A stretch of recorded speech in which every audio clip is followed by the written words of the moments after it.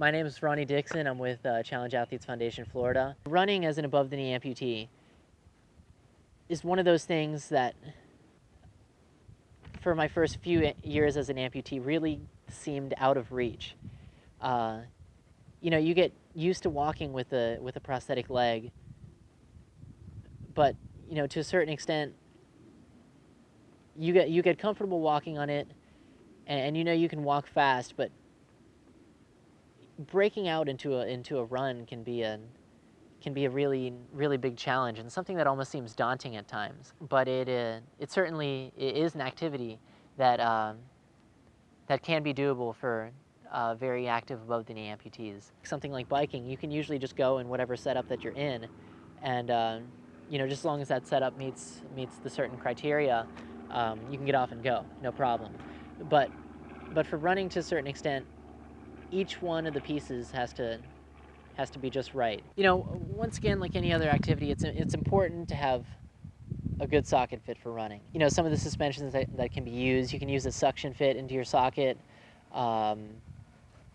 You can use a liner in a vacuum system or in a suction system. Anything that uses a pin lock liner or a lanyard system, it just inherently has play in it.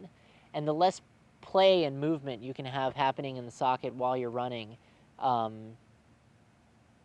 think the better outcome you're going to have. Whenever your leg's not fitting right, you can have abrasions down at the bottom, and it'll just feel like someone's been punching you in the leg for every step you've taken for the past 30 minutes. So it's really important to have a well-fitting socket for running. And then one of the issues that people encounter too with running is sweating inside the socket. One thing that you can do is you can apply unscented antiperspirant to your limb, and then some people too even take a piece of lamb's wool or maybe like a part of a cotton ball, and if you put that down in the bottom of your socket, it'll help absorb some of that initial sweat.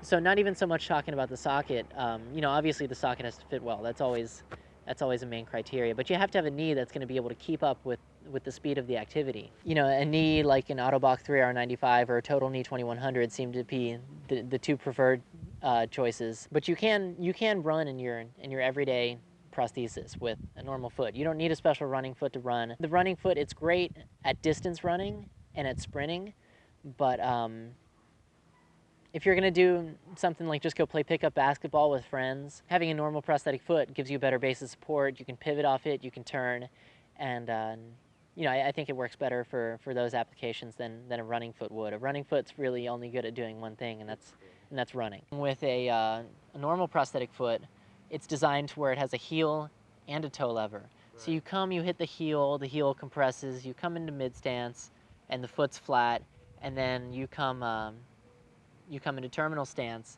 and the foot propels you forward. But there, we just had kind of three different components that just happened, and these feet are typically a little bit heavier too. So that's a heavier weight on the end of what's a pendulum. It just takes time for all those steps to happen. What happens with the running foot is you hit on the toe, you're coming forward on the toe, and all this time the running foot is compressing, and it's storing up energy. And right here, when you're about to go forward and swing this leg, it releases all the energy and helps propel you forward. So right here, we just have one continuous movement into where energy is being stored and released. The running foot is also lighter too, so it's less weight to swing through. So essentially, with an above-the-knee amputation, you're cutting straight through the thigh. So you're cutting your quadriceps muscles, your hamstrings, and you're reattaching them in different locations. So what happens is your quadriceps now, instead of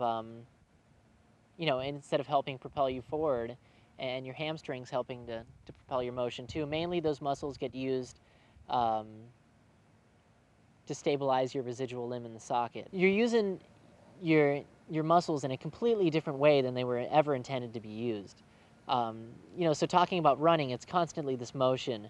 We're using your hip flexors to get the leg forward, and then your hip extensors to pull it back and pull yourself over the leg. And it can be one of those things that's really, really exhausting at first. Just going out for, what would be 5-minute jog and leave you completely burnt out. But it's one of those things, once you build them up and once they do get to a certain point, um, you know, you kind of always have the backup. So I can go out for a 3-mile run, you know, while I'm training, or I can not run for 2 months and go out for a 3-mile run now, just because my body knows what it feels like, and it's been through all those changes. One of the most important things when you're starting to run is not getting yourself hurt in the process. You know, soccer fields or even something like a golf course is an ideal situation because the grass is it's trimmed in such a way to where it's really short and it's not going to interfere with the way your prosthesis works or with the running motion. But you can take a spill and not beat yourself up doing it. Like if you take a spill on concrete, you're going to scrape up your palm or your elbow or or whatever else you fall on. There's a great How to Run series that's out there by a physical therapist whose name is Bob Gailey, and I'll have links posted to that on my site if anybody would like to go check those out. I would definitely encourage people not to be afraid to try it. It is one of the harder things you can do as an amputee, I would say, but once you get it down, it's something that you always have permanently. You can use it to do things in your life that you used to enjoy and to get back into them.